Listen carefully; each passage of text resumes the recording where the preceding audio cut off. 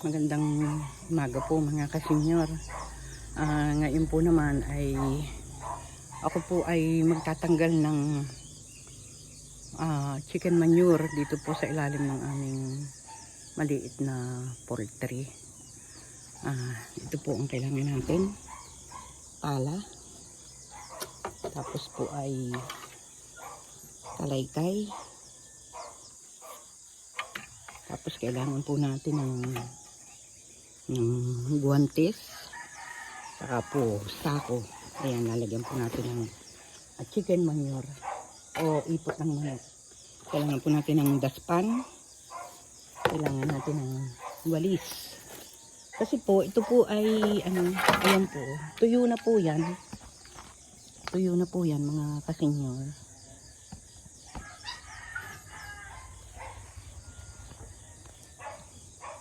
Ayan po. Ayan.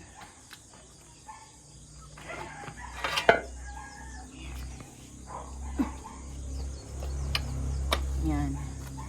Medyo ngayon po ay ano pa lang. Alas 5 po ng umaga. 5:13 ng umaga. Pero gising na po tayo. Tapos na tayo mag-devotion. Tapos na tayo mag-pray. Kaya ngayon po kasi po baka biglang dumating yung manok. Ay, ari pong ipot kailangan pong maalis na. Kaya ito po ang ating gagawin mga kasenyor. Ito po kakalay-kayin muna natin. Ayan.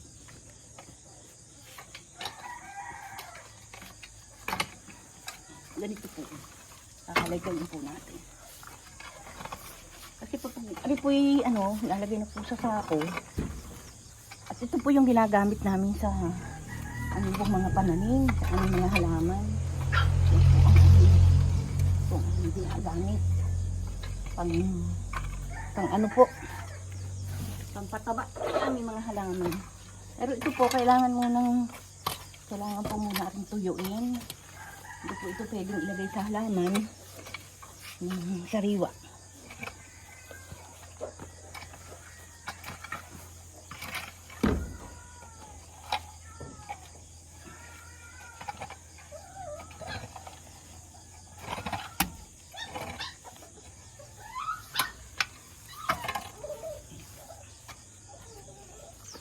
Atin pong video itutong-tong.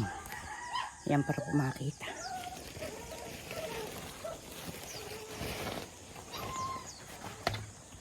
Ay, talabang sa sapatos ay nasira. Yan. Maganda yata. Ayan. Atin po. Nasira po ang aking sinila. Atin pong ilalagay sa sako. Sabad pa. Ito po, ilalagay natin sa sako. Ito po yung chicken manure. Kasi po ito tuyo na. Pag po ilang araw nang wala ng manok, tuyo na po.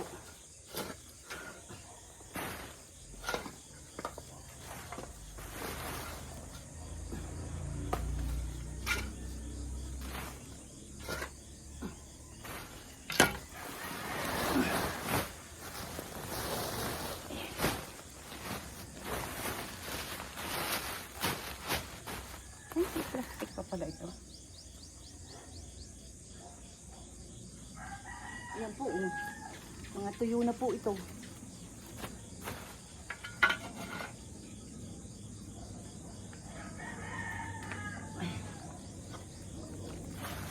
Ay.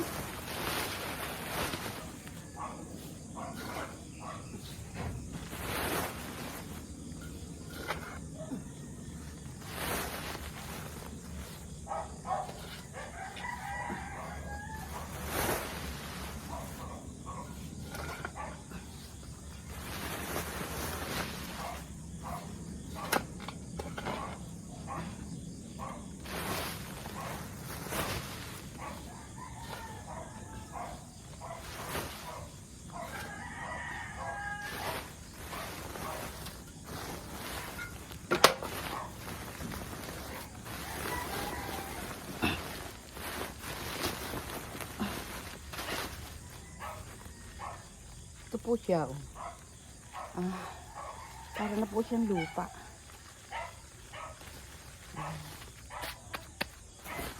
Ito po bago kayo magtanim, ito ninyo, ilagay nyo muna bago po magtanim.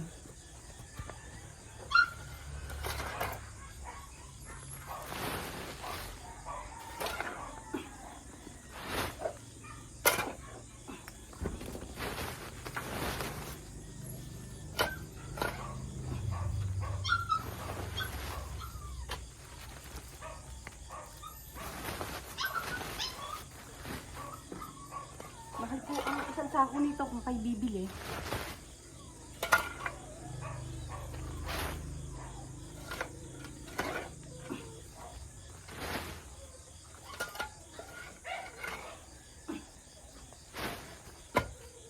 Nakakabay-awang. Ito po, tuyo na.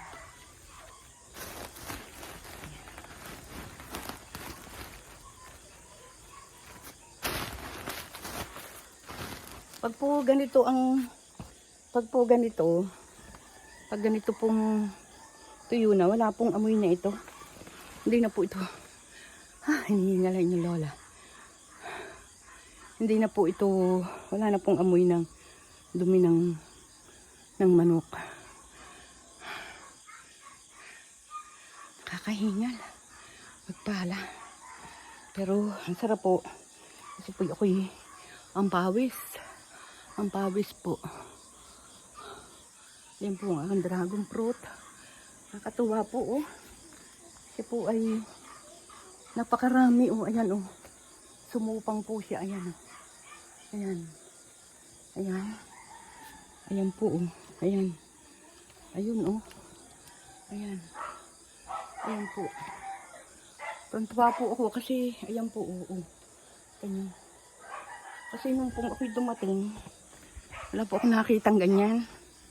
Wala po ako nakitang bukong ganyan. Kundi nakakita po ako ng 4 piraso na may bulaklak. 4 lang. Pero ginawa ko po, dinilig ko po siya. Dinilig ko po siya sa itaas. Aba, ilang araw lang po. Nakita ko, ang dami niyang buko. Palibot po yan. Palibot po yan. May buko.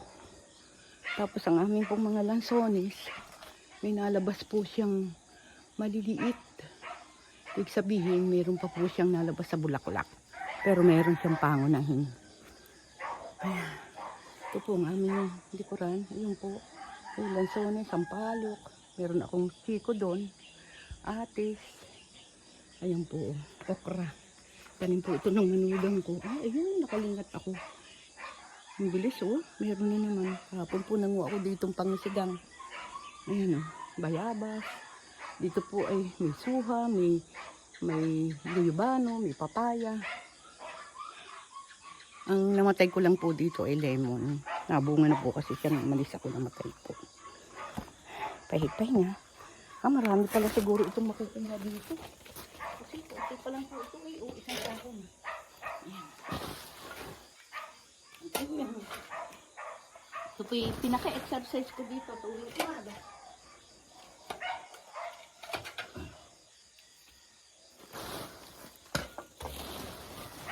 Naka-exercise po ito ni Lola, ng inyong Lola Claire, ng inyong Nanay Claire. Napakadami pong ginagawa dito. Ayan. Kasi po ito yung pagkatapos pong mamunga ang mga rambutan, nalagay ko po ito sa puno.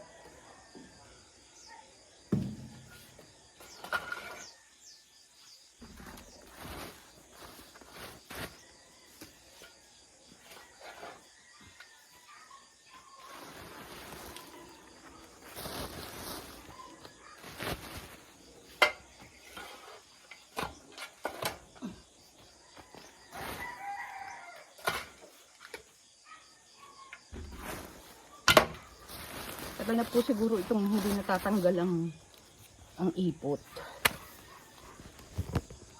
Matagal na po siguro. Kasi ano na po oh. Parang lupa na. Kanya oh. Ito po. Yan.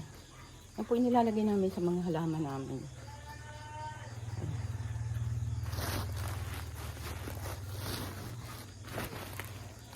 Puno na po itong nakuha ko. Sansako na.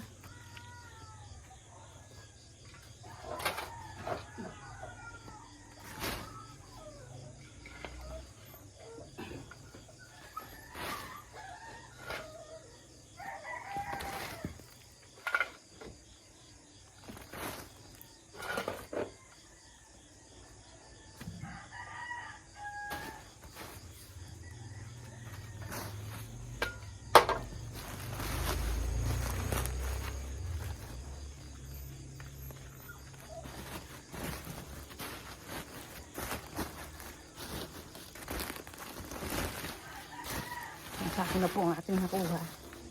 Meron po kaming istakan nito, yung may bubong na yun. Doon po naka-stack ang aming mga ipot. Marami na po kami naka-stack doon. Kasi ito po, kailangang bago ninyo gamitin galing dito, mga 6 na buwan o 1 taon. Napakaganda po sa halaman. Sarap pong exercise. Papuputol ko siguro itong parang hindi nabunga rin aking suha.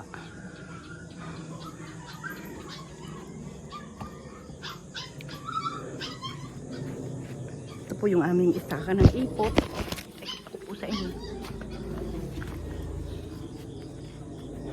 Ito po. Dito po naka-stack ang aming mga ipot. Ayan. Ayan po, ayan. Dito po naka-stack. Iniisip ko po din yung magpagawa ng lutuang kahoy. Gusto ko po yung sa kahoy nagluluto. Aywan ko po kung din ako may makakapagpagawa. Ay, may hinog na uli ang papaya. Oh. Ay, gusto mo ng papaya? Ayun oh. At teka, hindi kita.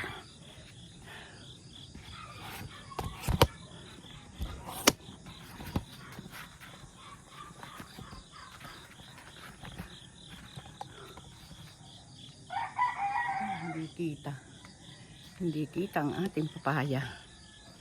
Ayan. May hinog na po ulit ang papaya. Ayun oh. Ganda-ganda. May ako po kukunin. Ay, glory to God. Ang init. Sarap pong magpapawis. Pinapawis na po ako. 5:00 pa lang ng umaga. Dito po. Pasadong 5:00 ng umaga. Kaya hanggang dito na lang po ulit. At ako po marami-rami pa po yung aking ipot na kakalay-kayin. Para po malinis yung ilalim. Kasi iniisip ko po na mag-alaga ng manok. Ng sisiw. Bibili po ako ng sisiw. Kasi ang tagal pong walang deliver. Ay sayang po, ang dami naghahanap ng manok. Kaya mag-aalaga po ako ng 40 days. Yung 40 days na manok. Kaya lilinisin ko po itong ilalim at saka po yung itaas. Kaya hanggang dito na lang po. Thank you po sa inyong panunood. Ito po yung routine ko pag umaga. Pawis-pawisan na inyong lola. Sarap po. Papawis. Thank you. Thank you. God bless you all.